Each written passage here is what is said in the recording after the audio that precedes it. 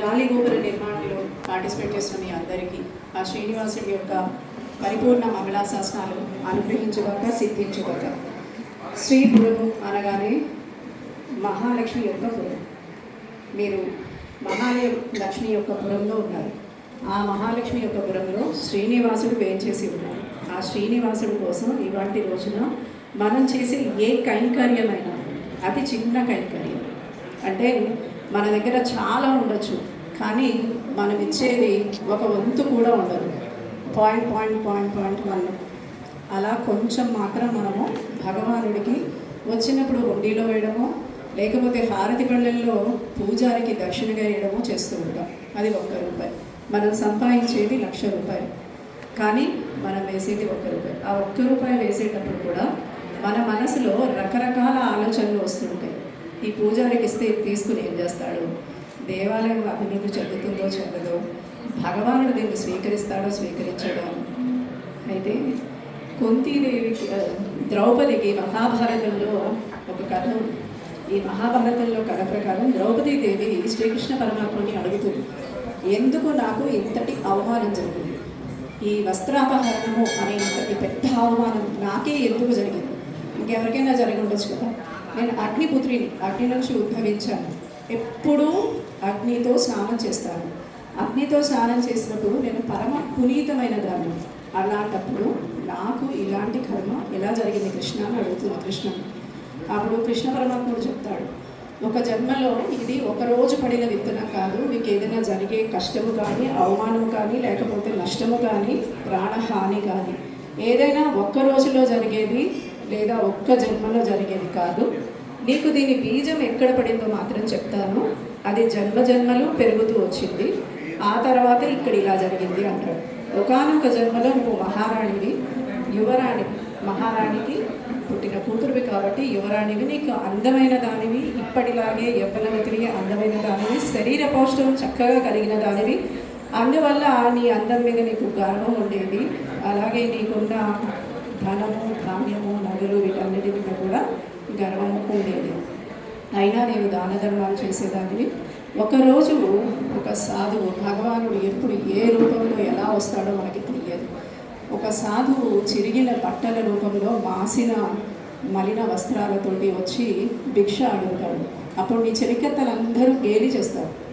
ఆ గేలి చేసినప్పుడు నువ్వు కూడా దాంట్లో పార్టిసిపేట్ చేస్తావు, నేనే కాదు నువ్వు కూడా పార్టిసిపేట్ చేస్తావు. అలా పార్టిసిపేట్ చేయడం వల్ల అక్కడ దీనికి విత్తనం పడింది. అప్పుడు ఆ సాధువు చాలా బాధపడ్డాట.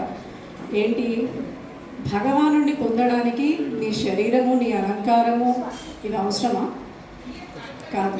గాలి గోపురం అంటే మీకేంటి, ఇంత ఎత్తు శిఖరం నుంచి మళ్ళీ మీరు మనం బ్రహ్మరంధ్రం అంటాం మనం, అంటే భగవానుడు ఎక్కడైతే వేయం చేసి ఉన్నాడో అక్కడి నుంచి పై వరకు ఏ గోపురం అయితే ఉంటుందో అది నెమ్మదిగా తగ్గుతూ వస్తుంది. మీరు శ్రీరంగం వెళ్ళండి, తిరుపతి వెళ్ళండి, ఏ దేవాలయానికైనా వెళ్ళండి, గోపురాలు మొదలు 7 అంతస్తుల నుంచి 9 అంతస్తుల వరకు ఉంటాయి.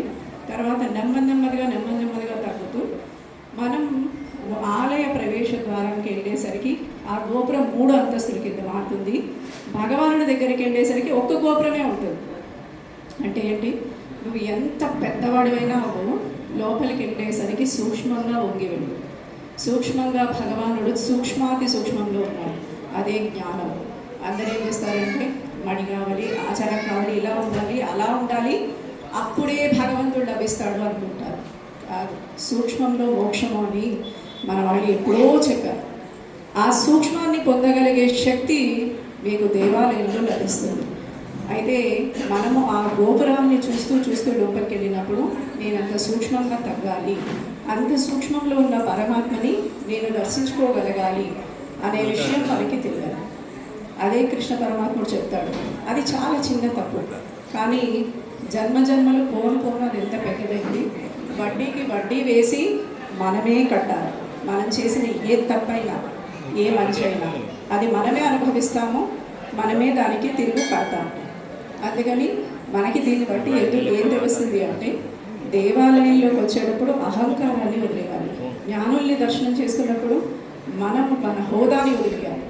మన ఏ హోదాలో ఉన్నాము అనే దానికి పెద్ద వాల్యూ లేదు. ఎందుకు అంటే కనుక ఒక రాజకీయ నాయకుడు భగవంతుడి దగ్గరకు వచ్చాడు అనుకోండి, ఆయన హోదా ఏంటి? భక్తుడు మాత్రమే. మీరు వెళ్ళారనుకోండి తిరుపతికి, మీ హోదా ఏంటి? భక్తుడే. భగవంతుడి సన్నిధిలో స్త్రీ పురుష, చిన్నపిల్లల, శిశువుల, ముసలి వాళ్ళ, లేకపోతే మధ్య వయస్కుల అని ఎవరైనా చూస్తారా? భక్తులే. చిన్నపిల్లాడు వచ్చి గోవింద అన్న భక్తుడే, పెద్దవాడు వెళ్ళి గోవింద అన్న భక్తుడే, మనం వెళ్ళి గోవింద అన్న కూడా భక్తుడే. భగవంతుడి ముందు గురువులు, ఆచార్యులు అందరూ భక్తులు. భగవానుడి ముందు వచ్చేసరికి ఆ వంగడం నేర్చుకోవాలి, జ్ఞానుల ముందు వంగడం నేర్చుకోవాలి, మన అహం వదలాలి. గాలి గోపురం మీకు ఇచ్చే ఉద్దేశము, గాలి గోపురం మీకు ఇచ్చే సందేశము అది. మనం భగవానుడి దగ్గరికి వెళ్ళేసరికి అలా ఎలా అయితే ఇవన్నీ చూసుకుంటూ వెళ్తూ ఉంటామో, వాటిని భగవంతుడిని చూసేసరికి మనము, మన శరీరము, ఆత్మ, అంతఃకరణ శుద్ధి అంటారు. అది ఏంటి? భగవానుడికి సమర్పణ చేసుకోవాలి, పూర్తిగా సమర్పణ చేసుకోవాలి. ఏదో కొంచెం మా ఇంట్లో పెట్టేసి వెళ్తాము, కొంచెం భగవంతుడికి ఇస్తాము, ఆ తర్వాత అంటే అది మన ధనం అవ్వచ్చు, మనం ఇచ్చే దానం అవ్వచ్చు. కానీ మన ఆత్మ అర్పణం చేసేది ఏదైతే ఉంటుందో పరిపూర్ణంగా ఉండాలి. అది ఒక్కసారి మీరు ఏ భగవంతుడిని అయితే ఆశ్రయించారో ఆ తర్వాత మళ్ళీ ఇంకో ఆశ్రయం పొందకూడదు. ఈయన శ్రీనివాసుని ఆశ్రయించాడు, ఇంకంతే. శ్రీనివాసమయం, గోవిందమయం, పురుషోత్తమమయం, ఇంకేమీ లేదు. శివుణ్ణి ఆశ్రయించావు, శివమయం. అంతకి మించి వేరే ఆలోచన రాకూడదు. అయ్యో నేను ఇక్కడికి వెళ్ళాను, ఇక్కడికన్నా అక్కడ గొప్పేమో, మా వాడు వెళ్ళేది సాయిబాబా టెంపుల్లో భజన చేస్తున్నాడు, నేను వెళ్ళి భజన చేయట్లేదు, సో నాకు పెద్ద వీళ్ళు రావట్లేదు, లేకపోతే వీళ్ళు వెళ్ళి ఇంకో చోట భజన చేసేస్తున్నారు, నేను అక్కడికి వెళ్తే బాగుంటుందేమో, వాళ్ళు వెళ్ళి లలితా పారాయణం చేస్తున్నారు, నేను అక్కడ చేయలేకపోతున్నానే, నేను వెళ్ళి విష్ణు సహస్రనామం చేస్తున్నానే. మీరు ఎప్పుడైతే అనేక సందేహాలతో చేస్తారో అలాగే ద్రౌపదీ దేవిలాగా అయిపోతుంది.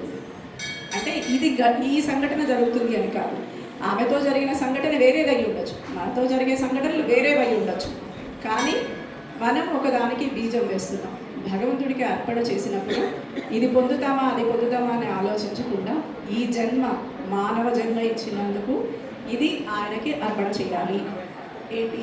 మనం మొత్తంగా ఆయనకి, స్వామికి చెందిన వారమై ఉండాలి. నువ్వెవరయ్యా, నీ గోత్రం ఏంటి అంటే మీరేం గోత్రం చెప్తారు? పలానా గోత్రం అండి, పలానా ఋషి నుంచి వచ్చాం, పలానా వారిని పెళ్లి చేసుకున్నాం, పలానా పిల్లలని చెప్తాం. ఎవరైనా చెప్తారా మేము పలానా దేవాలయానికి చెందిన వాళ్ళం, పలానా వెంకటేశ్వర స్వామికి చెందిన వాళ్ళం, పలానా శివుడికి చెందిన వాళ్ళం, ఇలా ఏమైనా చెప్తామా? చెప్పాం. అది చెప్పగలిగేలాగా మనల్ని మనం ట్యూన్ చేసుకోవాలి.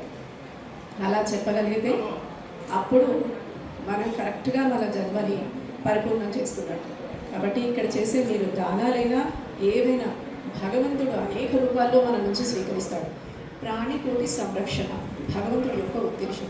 భగవంతుడు ఈ సృష్టినంతా ఎందుకు సృష్టించాడు? ప్రాణిని రక్షించడానికి సృష్టించాడు.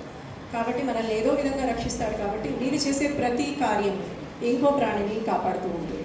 కాబట్టి మీరు చేసే దానము, ధర్మము ఈ దేవాలయ ఉద్ధరణకి అయిందేమో అనిపించవచ్చు, కానీ ఈ దేవాలయంలో పనిచేసే వాళ్ళు చాలామంది ఉంటారు. వాళ్ళందరికీ మీరు భోజనం పెట్టిన వాళ్ళు అవుతారు. ఇలా ప్రతి చోట మీరు చేసే ప్రతి దానికి ఒక డైరెక్ట్, ఇండైరెక్ట్ ఖచ్చితంగా మనకి ఒక పుణ్యం అనేది ఉంటుంది. అందుకని ఏమీ ఆలోచించకుండా ఏమొస్తుంది అనే ఆలోచన లేకుండా చేయండి, చేసేయండి, దానం ఇచ్చేయండి, అలా పెట్టుకోండి. జై శ్రీమన్నారాయణ. కంచి కామకోటి పీఠాధిపతుల ఆశీస్సులకి అనేక అనేక నమస్సులు. శ్రీ శ్రీనివాసుడి పాదపద్మములకి అనేక నమస్కారాలు. జై శ్రీమన్నారాయణ.